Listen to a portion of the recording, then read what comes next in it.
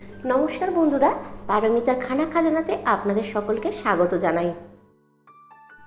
আজ একটা sandwich recipe নিয়ে হাজির হয়ে গেছি। তা হলো এগ স্যান্ডউইচ। এই স্যান্ডউইচটা যেরকম টেস্টি হয়ে থাকে সেরকম হেলদিও, কেননা এতে আমরা ডিম ব্যবহার করেছি। আর ডিমে প্রচুর পরিমাণে প্রোটিন থাকে, সেটা আমরা সকলেই জানি। তাই এটা যে কোনো দিন ব্রেকফাস্টে কিংবা টিফিনে কিংবা বাচ্চারা স্কুল কলেজ থেকে ফেরার পর তাদের ছোট্ট খিদে মেটানোর জন্য এটা অনায়াসই বানিয়ে দেওয়া যেতে পারে। তাহলে চলুন আজকে দেখে নেওয়া যাক এই এগ স্যান্ডউইচ রেসিপিটি। আশা করছি ভালো লাগবে।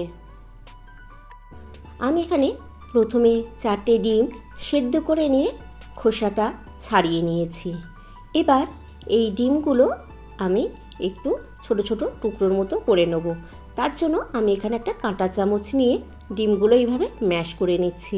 আপনারা চাইলে হাতেরও ব্যবহার করতে পারেন কিংবা ছুরিরও ব্যবহার করতে পারেন। তো দেখুন আমি যেভাবে দেখাচ্ছি ভিডিওতে, এইভাবে আমি সবকটা ডিমকেই ছোট ছোট টুকরোর মতো করে নেব। দেখুন আমাদের সবকটা ডিম কিন্তু এইভাবে ম্যাশ করা হয়ে গেছে। এবার এর মধ্যে আমি কিছু ইনগ্রিডিয়েন্টস অ্যাড করব।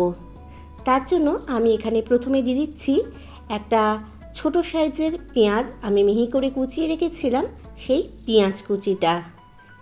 এবার এর মধ্যে আমি দিয়ে দেবো ধনেপাতা কুচি। ধনেপাতা কুচিটা আপনারা পছন্দ মতো একটু পরিমাণে কম বেশি করে নিতে পারেন। এবার আমি এর মধ্যে দিয়ে দেবো স্বাদ মতো নুন। নুনটা অবশ্যই আপনারা আপনাদের স্বাদ মতো ব্যবহার করবেন। এবার এর মধ্যে দিয়ে দিলাম 1/4 টিস্পুনের মতো গোলমরিচের গুঁড়ো, আর দিয়ে দেবো সামান্য পরিমাণে চিলি ফ্লেক্স। আপনারা চাইলে এখানে কাঁচা লঙ্কারও ব্যবহার করতে পারেন, আর যদি বাচ্চাদের জন্য বানান তাহলে লঙ্কাটা স্কিপও করতে পারেন। এবার এর মধ্যে আমি দিয়ে দিলাম 3 টেবিল স্পুন মেয়োনিজ, আর আমি এর মধ্যে দিয়ে দেবো লেবুর রস। আমি এখানে প্রায় 1/2 টিস্পুনের মতো লেবুর রস দিয়েছি। এবার সবকটা উপকরণ আমি ভালোভাবে এই চামচের সাহায্যে নেড়েচেড়ে মিশিয়ে নেব। দেখুন আমাদের সবকটা উপকরণ কিন্তু খুব ভালোভাবে মেশানো হয়ে গেছে। আমাদের ডিমের মিশ্রণ কিন্তু একদম রেডি। এবার আমি এখানে 4খানা ব্রেড স্লাইস নিয়েছি। আমি এখানে নর্মাল হোয়াইট ব্রেডটা নিয়েছি। আপনারা চাইলে ব্রাউন ব্রেড কিংবা মাল্টিগ্রেন ব্রেডও এখানে নিতে পারেন। তো আমি 1খানা ব্রেড স্লাইস নিয়ে বাকি স্লাইসগুলো সাইডে রেখে দিলাম। দিয়ে যেই ডিমের মিক্সচারটা আমি বানিয়েছিলাম সেটা ভালো করে এই ব্রেড স্লাইসের উপর আমি ছড়িয়ে দেবো।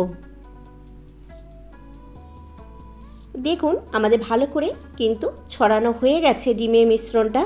এবার আমি অন্য একটা ব্রেড স্লাইস নিয়ে এই ব্রেডের ওপর দিয়ে দিলাম, দিয়ে হাতে করে একটু চেপে দিয়ে সেট করে নিলাম। নিয়ে আমি একটু বাটার নিয়ে ওপরের ব্রেডটার ওপর ভালো করে মাখিয়ে নিচ্ছি। যখন বাটারটা ভালোভাবে মাখানো হয়ে গেছে, এবার এটা আমি একটু সেঁকে নেব। তার জন্য আমি একটা ফ্রাই প্যান গরম করতে বসিয়ে দিয়েছিলাম, দিয়ে যেই দিকটায় আমি বাটার লাগিয়েছি সেই দিকটা আমি তাওয়ার ওপর রাখলাম। এইভাবে আমি সেঁকে নেব ব্রেডটা। আর ওপরের যেই ব্রেডটা আছে তার ওপরও আমি একটু বাটার লাগিয়ে নিলাম। বাটারটা আপনারা আপনাদের পছন্দ মতো কম বেশি করে নিতে পারেন। এবার এক সাইডটা সেঁকা হয়ে যাবার পর আমি ব্রেডটা উল্টে দিচ্ছি, দিয়ে অন্য সাইডটাও কিন্তু এরকম লাল লাল করে সেঁকে নেব। বেশিক্ষণ কিন্তু সেঁকবার প্রয়োজন নেই, কিছুক্ষণ সেঁকলেই দেখবেন ব্রেডটা সেঁকা হয়ে গেছে। দেখুন আমাদের রেডি একদম স্যান্ডউইচ। আমি এটা তুলে নিচ্ছি আর বাকি স্যান্ডউইচগুলোও বানিয়ে নেব। তো দেখুন আমাদের কিন্তু এগ স্যান্ডউইচ একদম রেডি এবং আমি পরিবেশনও করে দিচ্ছি। রেসিপিটা আপনাদের কেমন লাগলো অবশ্যই আমাকে কমেন্ট করে জানাতে ভুলবেন না। আর রেসিপিটা ভালো লেগে থাকলে অবশ্যই একটা লাইক শেয়ার করে দেবেন। আর আমার চ্যানেলে নতুন বন্ধু হয়ে থাকলে চ্যানেলটা সাবস্ক্রাইব করে রেখে পাশে থাকার বেল আইকনটা প্রেস করে রাখার অনুরোধ রইল। তাতে আমি যখনই কোনো রেসিপি আপলোড করব সবার আগে নোটিফিকেশন আপনার কাছে পৌঁছে যাবে। তো দেখুন আমি স্যান্ডউইচটা কেটে আপনাদেরকে দেখিয়ে দিচ্ছি।